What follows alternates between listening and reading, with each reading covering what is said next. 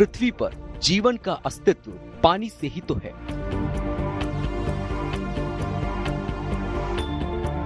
जल के बिना जीवन की कल्पना भी मुश्किल है।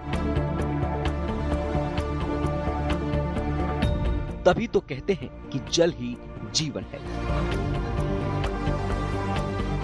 लेकिन जब जीवन के इस मूल तत्व की कमी होने लगे तो हालात कुछ ऐसे ही नजर आते हैं। ये तस्वीरें तो दिल्ली की हैं, लेकिन राजधानी से सटे नोएडा और गाजियाबाद में भी पानी की एक एक बूंद के लिए तरसने का खतरा मंडरा रहा है। एक तरफ तो भीषण गर्मी, तो दूसरी तरफ पानी का गिरता जलस्तर लोगों के लिए मुश्किलें पैदा कर रहा है। दिल्ली में जल संकट की तस्वीरें आपने देखी, शायद आप परेशान भी होंगे, लेकिन अब ये संकट इतना बड़ा हो गया है जैसे कह रहा है कि नंबर सबका आएगा। आज हम आपको दिखा रहे हैं कैसे सिर्फ दिल्ली में नहीं बल्कि दिल्ली से जुड़े आसपास के इलाकों में भी पानी का संकट बढ़ता जा रहा है।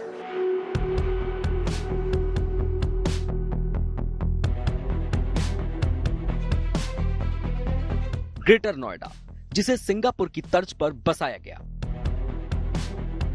गगनचुंबी इमारतें जिसकी पहचान बनी।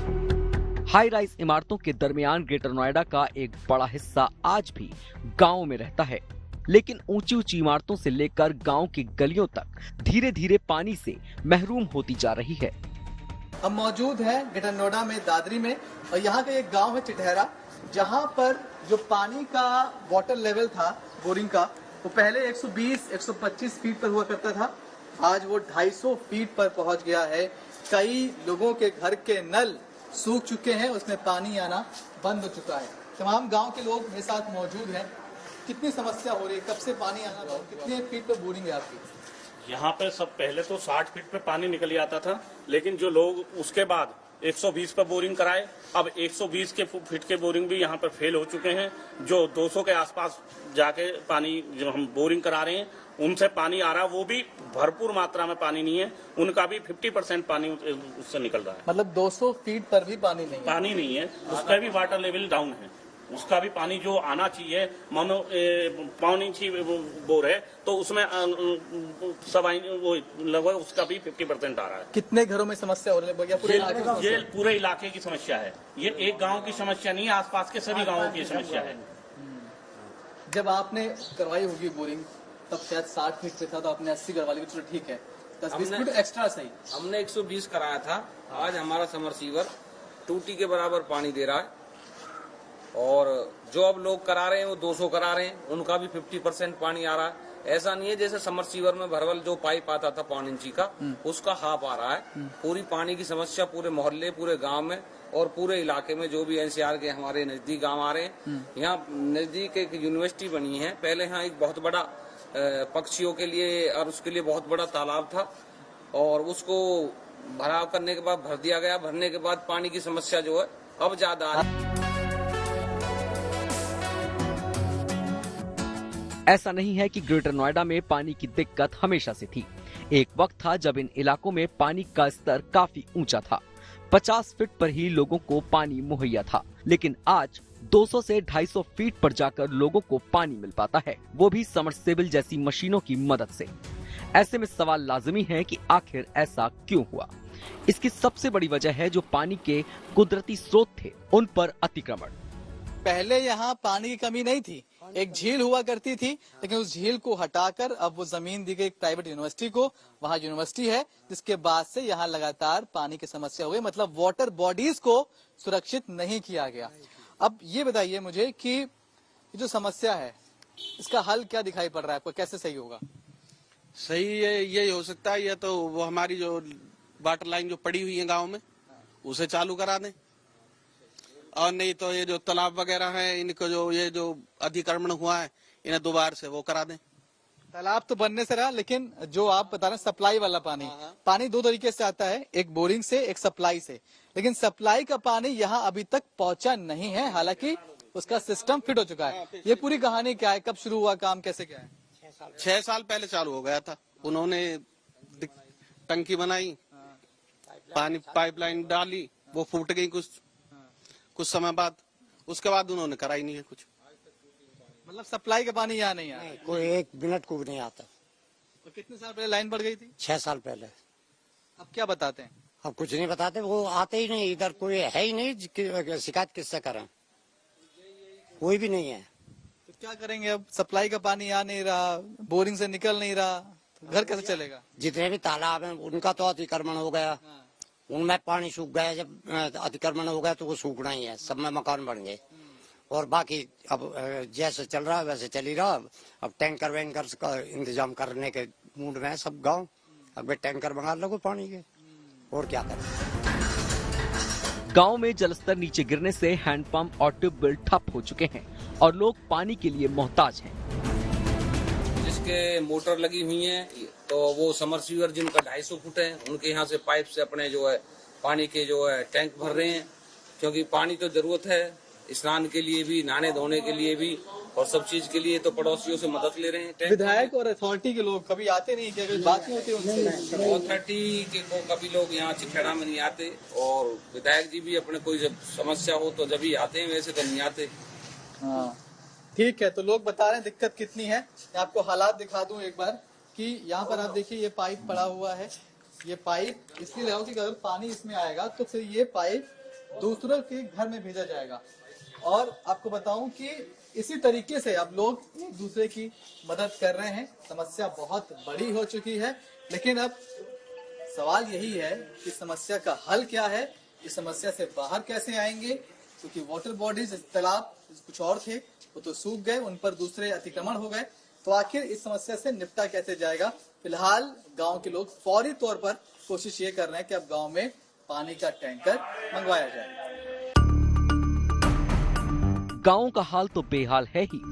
जहां विकास की बयार बहती है, तेजी से औद्योगिक विकास और बढ़ती आबादी के चलते नोएडा जैसा इलाका भी गंभीर जल संकट का सामना कर रहा है। बीते कुछ सालों में पानी का ग्राउंड लेवल लगातार घटा है, जो चिंता का विषय है। गिरते जलस्तर का सबसे ज्यादा असर आम लोगों पर पड़ रहा है। हाई राइज अपार्टमेंट के निवासी भी अब पानी की समस्या से दो चार हो रहे हैं। नोएडा, ग्रेटर नोएडा, गाजियाबाद बसा तो दिया गया, लेकिन शायद उसको बसाने में पानी की पाइपलाइन जो डलनी थी वो सरकार भूल गई। नोएडा और एक्सटेंशन में हर तरफ हाई राइज सोसाइटीज मौजूद हैं। इन गगनचुंबी इमारतों में लोग इस उम्मीद से मकान खरीदते हैं कि वहां उनकी जिंदगी सुकून और आराम के साथ बसर होगी, लेकिन हकीकत उसके उलट है। इन ऊंची इमारतों से बने कंक्रीट के जंगलों में सब कुछ है, लेकिन पानी के गिरते लेवल की वजह से पानी की किल्लत का खतरा बना हुआ है। वजह है पानी के सीमित स्रोत, यानी ग्राउंड वाटर, जिसको बड़ी बड़ी इमारतों में रहने वाले लोगों को मुहैया कराया जाता है। लेकिन सवाल फिर वही है, आखिर कब तक? सर, आप अजनारा में रहते हैं, ये नोएडा एक्सटेंशन का काफी बड़ा इलाका है। यहाँ किस किस सोसाइटी में सरकार की तरफ से पाइपलाइन है, पानी आता है, जो टैप वाटर आता है कहीं? देखिए साहब, मैं दूसरी सोसाइटी की बात नहीं जानता, मुझे पता नहीं है। मुझे अपनी सोसाइटी में ही, मैं अजनारा में हूँ, और हमें यहाँ पानी की कोई किल्लत हो नहीं रही है सोसाइटी की तरफ से, अजनारा वालों की तरफ से, वो सब कुछ ठीक है। बट एक कंसर्न है, मैं बराबर देखता हूँ पेपर में या टीवी सुनता हूँ कि गंगा वाटर आ रहा है, गंगा वाटर आ रहा है। कि कब तक आएगा पता नहीं चलता है। काफ़ी समय से, 5-6 साल से हम यहाँ रह रहे हैं, अभी तक हमें तो अभी आपको पानी कहाँ से मिलता है? पानी शायद, जहाँ तक मैं देखता हूँ कि ये ग्राउंड वाटर पानी है यहाँ पे। कब से आप रह रहे हैं यहाँ, मतलब कब से ये सब बना है? तकरीबन 4 साल से ऊपर हो गए मुझे यहाँ रहते हुए।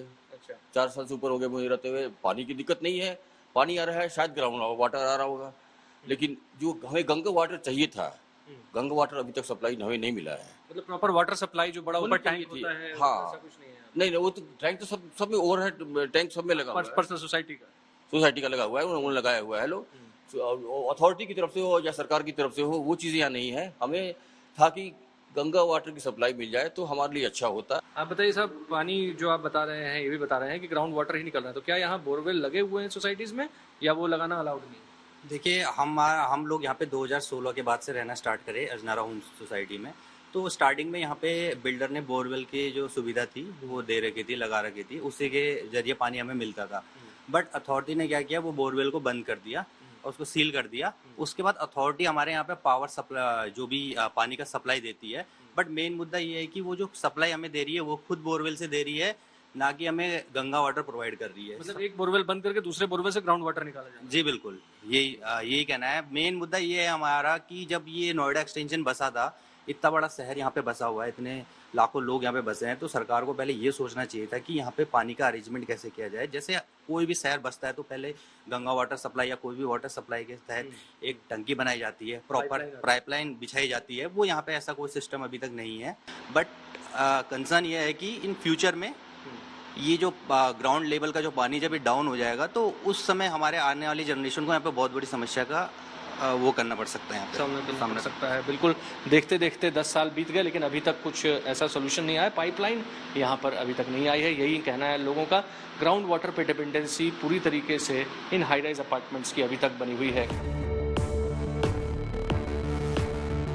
सिर्फ नोएडा और ग्रेटर नोएडा ही नहीं बल्कि गाजियाबाद के हालात भी कुछ जुदा नहीं है। केंद्रीय भूजल बोर्ड के ताजा आंकड़ों पर अगर नजर डालें तो गाजियाबाद ने पिछले साल अपने कुल संसाधनों का 123% प्रयोग कर लिया है, जो राज्य के 75 जिलों की औसत निकासी दर 70.8% से काफी ज्यादा है। गाजियाबाद के भोजपुर इलाके में 3.50 मीटर की गिरावट बीते 6 सालों में दर्ज की गई है, जबकि सबसे ज्यादा विजयनगर में 11 मीटर की गिरावट दर्ज की गई है, जो बेहद चिंताजनक है। जो जनपद गाजियाबाद है इसको 5 भागों में बांटा गया है। एक हमारा नगर निगम का क्षेत्र है और 4 विकासखंड है। तो भोजपुर में जो गिरावट दर्ज हुई है वो 3.5 मीटर दर्ज हुई है पिछले 6 वर्षों में। अगर हम सबसे ज्यादा गिरावट की बात करें तो विजयनगर एरिया में जो नगर निगम के अंतर्गत आता है उसमें 11 मीटर की गिरावट दर्ज की गई है पिछले 6 वर्षों में। बारिश में कम दर्ज की जा रही गिरावट और ग्राउंड वाटर का जरूरत से ज्यादा प्रयोग गिरते जलस्तर की सबसे बड़ी वजह है। ऐसे में जरूरत है इसे रोकने की। इसमें आम लोगों को भी हिस्सेदारी लेनी होगी। लोगों को अपने घरों पर रूफ टॉप हार्वेस्टिंग सिस्टम की स्थापना करनी होगी, जिससे ग्राउंड वाटर को रिचार्ज किया जा सके। इसको सही करने के लिए हमें अपने घरों पर roof top rain water harvesting प्रणाली की स्थापना करनी होगी।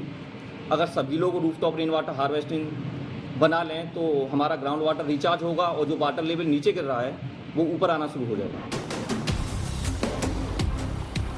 गिरते लेवल के लिए ग्राउंड वाटर के ज्यादा प्रयोग के साथ ही इस इलाके में मौजूद इंडस्ट्रीज और फैक्ट्रीज भी जिम्मेदार हैं, जो नियमों की अनदेखी करते हुए जरूरत के मुताबिक ग्राउंड वाटर का प्रयोग करती हैं, जबकि नियम के मुताबिक नोटिफाइड एरिया में जो पानी निकाला जाता है उसका दुगना रिचार्ज करना जरूरी होता है। अगर 100 लीटर पानी प्रयोग किया जाता है तो 200 लीटर पानी रिचार्ज करना जरूरी है। साथ ही तालाब को गोद लेकर भी पानी रिचार्ज किया जा सकता है। यही जो आपने पूछा अभी कि हम लोग ग्राउंड वाटर से पानी ज्यादा विड्रॉ कर रहे हैं, रिचार्ज कम हो रहा है, इसीलिए ग्राउंड वाटर लेवल लगातार नीचे गिरता जा रहा है। इंडस्ट्री में जो व्यक्ति एनओसी लेके पानी निकालते हैं तो नोटिफाइड एरिया में उनको 200%, अगर कोई व्यक्ति 100 लीटर पानी निकालता है तो उसको 200 लीटर पानी रिचार्ज करना है। ये शर्त है उसकी एनओसी की। और वो लोग अपने यहाँ रूफटॉप रेन वाटर हार्वेस्टिंग बनाते हैं, प्लस पौंड गोद लेके पौंड का डेवलपमेंट करते हैं, जिससे पौंड से भी रिचार्ज होता है, तो वो उनके खाते में गिना जाता है। जलस्तर का लगातार नीचे गिरना आने वाले समय में गंभीर संकट को दावत दे रहा है, क्योंकि अगर जलस्तर इसी तरह गिरता रहा तो वो दिन दूर नहीं जब पीने के लिए पानी की किल्लत तो होगी ही, साथ ही सिंचाई के लिए भी पानी न मिलने से धरती की कोख सूखी रह जाएगी। नोएडा से अभिषेक आनंद के साथ Manish Chaurasia, good news today.